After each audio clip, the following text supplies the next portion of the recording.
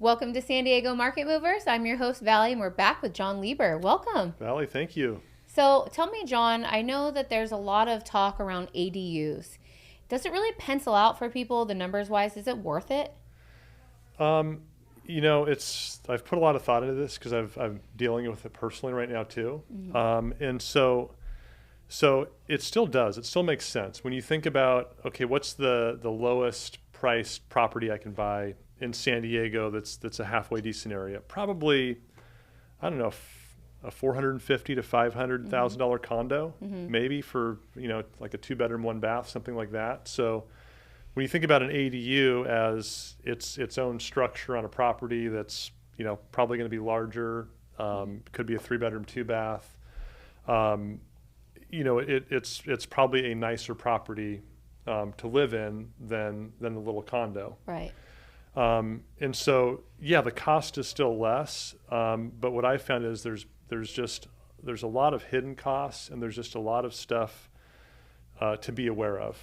And certain things like, well, you don't have enough in the counties or the water district size. You don't have enough. You don't have a big enough water meter in order to serve both properties. So that's going to cost you $30,000, and you need to pay SDG&E to do this, or and you're required to do solar depending on what it is. And so there's a lot of things that can add up quickly that make it difficult. And when we were borrowing money at 4% or under, even on home equity lines, it was just so much easier to make it all pencil out. Yeah.